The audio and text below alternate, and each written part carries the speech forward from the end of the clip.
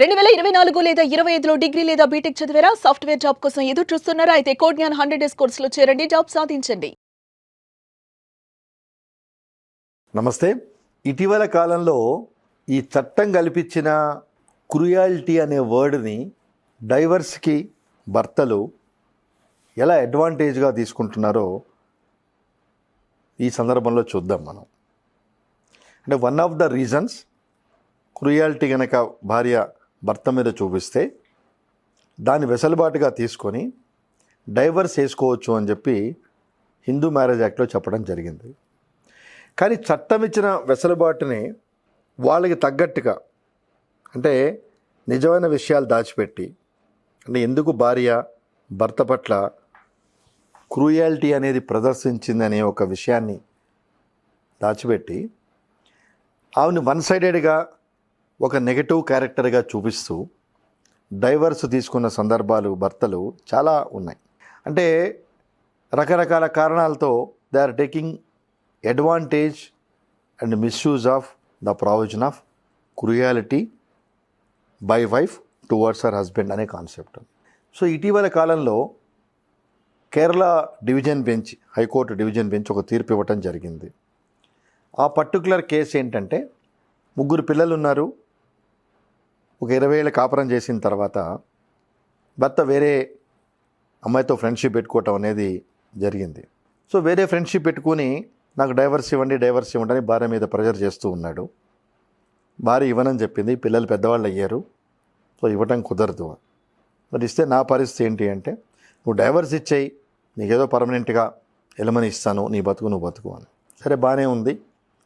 Lower court ఇతను prove చేయలేకపోయాడు భార్య క్రూయాలిటీని. ఫ్యామిలీ కోర్టు కొట్టేసింది. ఫ్యామిలీ కోర్టు కొట్టేసిన తను హైకోర్టు కేరళకి వెళ్ళటం జరిగింది. సో అక్కడ ఇదే పద్ధతిలో భార్య క్రూయాలిటీ మానసికంగా హింసిస్తుంది అని చెప్పినప్పుడు ఇక్కడ గమనించాల్సిన విషయం ఏంటంటే, అత్తగారు అంటే భార్య అత్తగారు అంటే భర్త తల్లి సాక్షాత్తు కోర్టుకు వచ్చి, సార్ నా కోడలు మంచిది, నా ముగ్గురు పిల్లల్ని బాగా చూసుకుంటుంది, నా కొడుకే వేరే ఇల్లీగల్ కాంటాక్ట్స్ పెట్టుకొని నా కోడల్ని వదిలించుకోవటానికి ఈ రకమైన ఫాల్స్ కేసు పెట్టాడు, కాబట్టి మీరు దీన్ని పరిగణలో తీసుకోవద్దు.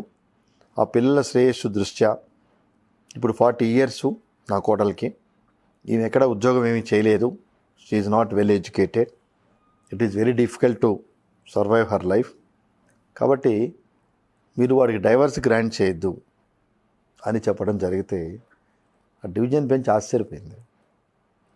అంటే అత్తగారు వచ్చి తన కోడల్ని ఈ రకంగా సపోర్ట్ చేసే పరిస్థితులు ఉన్నాయా అని ఆశ్చర్యపోయి చాలా డీటెయిల్ ఆర్డర్తో ప్రతి హెరాస్మెంటు క్రూయాలిటీ కాదు. ఇక్కడ జిస్ట్ ఆఫ్ ది కేసు ఏంటంటే, తరచుగా భార్య క్రూయాలిటీ చూపిస్తుంది అనే ఒక ఎలిగేషన్తో భర్తలు డైవర్స్కి అప్లై చేస్తున్నప్పుడు ఈ కార్యక్రమం ద్వారా తెలియజేసేది ఏంటంటే, మీరు ఎన్ని రకాల ప్రయత్నాలు చేసినా భార్యను వదిలించుకోవడానికి అన్ని సందర్భాల్లో చట్టం మీరు వేసే ఎలిగేషన్స్ని యాక్సెప్ట్ చేయదు అని చెప్పే ఉదంతానికి ఇది ఒక మైలురాయి లాంటి జడ్జిమెంట్ కేరళ హైకోర్టు ఇటీవల కాలంలో ఇచ్చింది. అంటే చట్టం మనకి రకరకాల ఆప్షన్స్ ఇచ్చింది. అలాగే తరచుగా ఆడవాళ్ళు ఇచ్చే ఎలిగేషన్స్, అతని ఫ్యామిలీకి పనికిరాడు, ఓకే బాగానే ఉంది, ఫ్యామిలీకి పనికిరాడని వేసాము, that is one of the reasons for divorce. అంటే ఫ్యామిలీకి పనికిరాడు అన్న విషయం అంటే జనరల్గా జరిగేది మీ ముందు పెట్టింది కాదు, లీగల్గా పర్మిషబులే మాట్లాడుతున్నాం. పెళ్ళైన మ్యాక్సిమం 2-3 నెలలకే వారి దాంపత్య జీవితం ఎలా ఉంది అనేది అర్థమవుతుంది. కానీ ఒక 1 year తర్వాత, 2 years తర్వాత చాలా వరకు my husband is not fit for family life అని వేస్తున్నప్పుడు యాక్చువల్గా అది one of the grounds, valid grounds. కానీ కొన్ని సందర్భాల్లో న్యాయస్థానాలు ఇటీవల కాలంలో ఇంక్లూడింగ్ హైకోర్టు, సుప్రీంకోర్టు కూడా ఆ కేసును కొట్టివేయటం జరిగింది. ఎందుకంటే ఫ్యామిలీ లైఫ్కి అతను పనికిరాడు అనే మాటను 2 ఏళ్ళ తర్వాత చెప్తున్నావు, ఏ రకమైన రెమెడీస్ మీరు తీసుకున్నారు అంటే ఫర్ ఎగ్జాంపుల్ పనికిరాడు అన్నప్పుడు ఈ రోజున్న మెడికల్ టెక్నాలజీలో there are every possibilities to revive their family life. అలాంటివి ఏమైనా తీసుకున్నారా? లేదు నీకు 2 ఏళ్ళు ఎందుకు పట్టింది? మీ హస్బెండ్ ఫ్యామిలీ లైఫ్కు పనికిరాడు అనే విషయం 2 ఏళ్ళు ఎందుకు పట్టింది? అంటే దీన్ని వీళ్ళు ఇక్కడితో ఆగకుండా, అంటే ఎందుకు ఈ సందర్భంలో చెప్తున్నామంటే 420, 406, 498 వేయటం జరుగుతున్నది. అంటే డౌరీ హెరాస్మెంట్ వేస్తూ అంటే after a period of their marriage more than 6 months సందర్భాలు చాలా ఉన్నాయి. వేస్తూ నా భర్త నన్ను చీట్ చేశాడు, ఎందుకు ఫ్యామిలీ లైఫ్ పనికిరాడు, తెలిసి నాతో వివాహం చేసుకున్నాడు, అయినా ఫ్యామిలీకి పనికిరాని వాడైనా డౌరీ హెరాస్మెంట్ చేస్తున్నాడు, దానిలో యాడ్ చేయడం జరిగింది. సో సైంటిఫిక్గా ఎక్కడ లాలో ఈ పర్టికులర్ ఆస్పెక్ట్ ఫ్యామిలీకి పనికిరాడు 420 పెడితే చెల్లుబాటు అయిన సందర్భాలు నా అనుభవంలో ఎక్కడ లేవు. ఎందుకంటే the depend on person to person and circumstances of the particular circumstances. అంటే ఏ పరిస్థితుల్లో అతను యాక్టివ్గా ఉండలేకపోయాడు అనేది it depends on so many circumstances.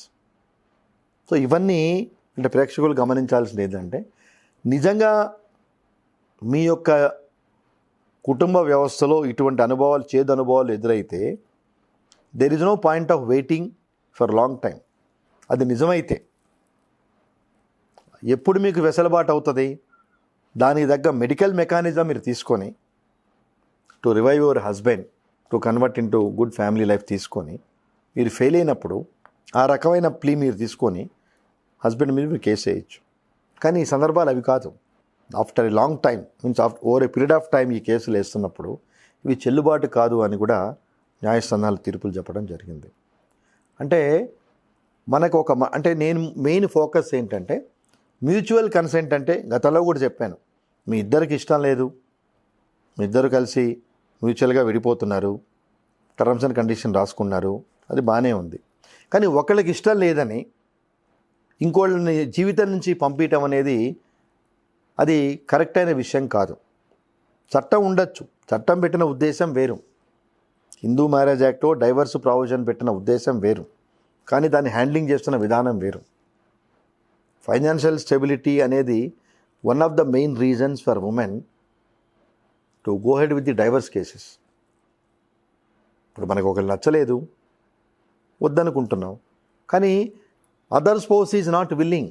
ఇక్కడ గమనించండి, మీరు భార్యను భర్తను వద్దనుకుంటున్నప్పుడు వాళ్ళు మిమ్మల్ని వద్దనుకోవట్లా, మీకు నచ్చక you want to get rid of their family from the matrimonial life.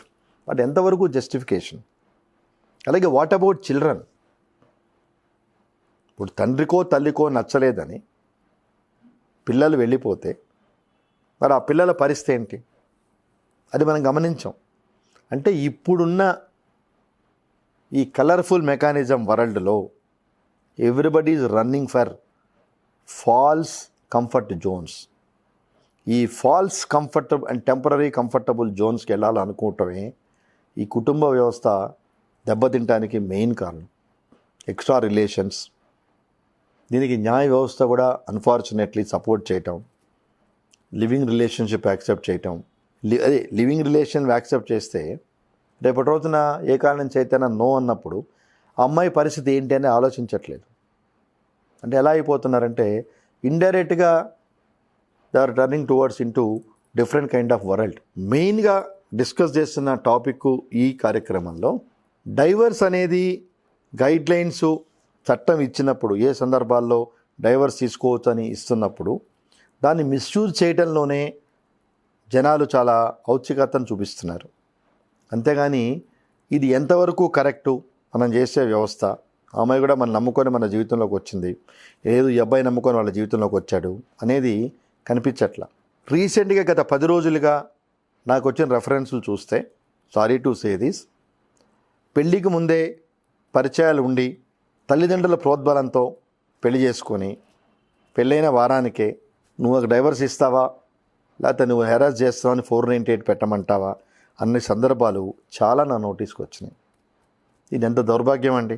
ఇప్పుడు మీకు అబ్బాయికో అమ్మాయికో ఎవరైనా కానివ్వండి, పెళ్ళికి ముందు మీకు రిలేషన్స్ ఉన్నాయి, you are not interested the particular marriage, అది ఏదో రకంగా మీ పేరెంట్స్కి చెప్పి ఆ పెళ్ళి కాకుండా మీరు ఉండాలి తప్పితే what right you have to spoil other spouse life?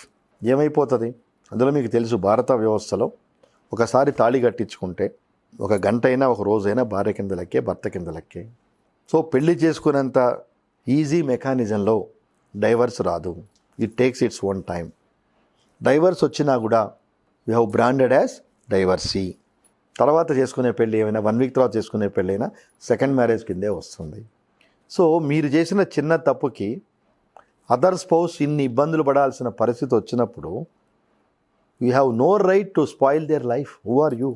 So మీకు అలాంటి ఇష్టాలు లేకపోతే, లేదు మీరు ఫ్యామిలీ వ్యవస్థకి అంటే ఫ్యామిలీ లీడ్ చేయడానికి తగిన సామర్థ్యం లేని వ్యక్తి అయితే don't spoil other people life.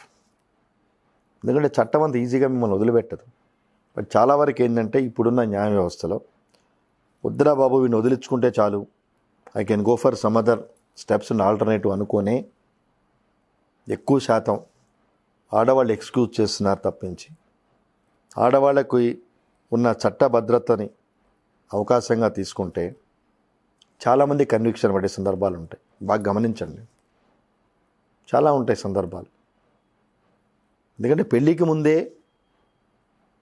మీ యొక్క మెంటాలిటీ ఏంటో, మీ ఫిజికల్ స్టేటస్ ఏంటో మీకు తెలుసు. తెలిసినప్పుడు నోయింగ్లీ సో వేరే వాళ్ళని మనం ఇబ్బంది పెడుతున్నప్పుడు so there is no tolerance. But నేరాలు విచ్చలవిడిగా పెరిగిపోవటానికి ఒకటే మార్గం,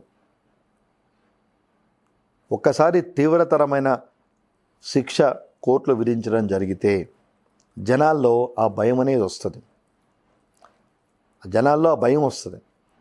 సో ఎప్పుడైతే కోర్టులు వాటికున్న పరిస్థితుల వల్ల పరిధుల వల్ల కొంత స్లో అవ్వటం జరిగిందో ఎవ్రీబడీస్ టేక్ ఇట్ గ్రాంటెడ్. మీరు 5,000 చీట్ చేసినా 420 చీటింగ్ 7 years పనిష్మెంటే, 5,000 కోట్లు చేసినా అదే సెక్షన్ అప్లికబుల్ 7 years పనిష్మెంటే. అంటే భారతదేశంలో నేరానికి తగిన శిక్ష విధానం అనేది లేదు. కాబట్టి ఫ్యామిలీ వ్యవస్థలో చెప్పేది ఏంటంటే మీకున్న పర్సనల్ ఎజెండాని మీ అదర్ స్పౌస్ మీద రుద్ది don't show them as a negative characters in the society. వాళ్ళు కూడా మనలాంటి మనుషులే, ఎవరైనా కానీ. నేను చెప్పేది applicable to both women and men. So మీకు పర్సనల్ ఎజెండా ఉంది కదా అని don't take undue advantage and spoil their career. So చట్టం మనకిచ్చిన వెసులుబాటుని ఇబ్బందులు కలిగినప్పుడు ఎలా వాడుకోవాలో వాడుకోండి తప్పించి దాన్ని మీ అవసరాలకి వాడుకోకండి. Don't convert into for your vested interest. చాలా తప్పది. చట్టం ఇచ్చిన పారామీటర్స్ కొన్ని సందర్భాల్లో ఉంటాయి, మీరు ఇలా అవైల్ చేసుకోండి అంది. దాన్ని మన పర్సనల్ ఎజెండాగా మార్చుకుంటున్నాం, which is not acceptable in the society. భారతదేశంలో మిగతా దేశాలు మన సాంప్రదాయం గొప్పదని గౌరవిస్తున్నప్పుడు మనం వాళ్ళని ఫాలో అవుతూ మన సాంప్రదాయాన్ని మనం పాడు చేసుకుంటున్నాం. అంటే మనం ఎక్కడో తెలియని పరుగులు తీసి వాళ్ళు కరెక్ట్గానే ఉన్నారు, వాళ్ళ పనులు వాళ్ళ ధర్మాలు వాళ్ళు కరెక్ట్గా ఉన్నారు, మనమే ధర్మాన్ని ప్రాపర్గా పాటించట్లేదు. కాబట్టి ప్రేక్షకులు తెలియజేసేది ఏంటంటే డైవర్స్కి చట్టం కల్పించిన కారణాలని మనకి సూటబుల్గా మనకు డైవర్స్ కావాలనుకోవటానికి కన్వర్ట్ చేయకుండా if it is a genuine cause fight for it. అప్పుడు ఎదుటి వ్యక్తి కూడా మీరు డైవర్స్ అడిగినప్పుడు తను బాధపడ్డు, ఎస్ నాలో ఈ ప్రాబ్లమ్స్ ఉన్నాయి కదా కాబట్టి అతను నన్ను వద్దనుకున్నాడు అని అనుకుంటారు తప్పించి don't spoil somebody's life for your vested interest. చట్టాన్ని ముఖ్యంగా కుటుంబ వ్యవస్థ కాపాడడానికి ఇచ్చిన వెసులుబాటుని మనందరం మన కుటుంబ వ్యవస్థ ప్రాపర్గా ఉండటానికి ప్రయత్నం చేద్దామని చెప్తూ సెలవు.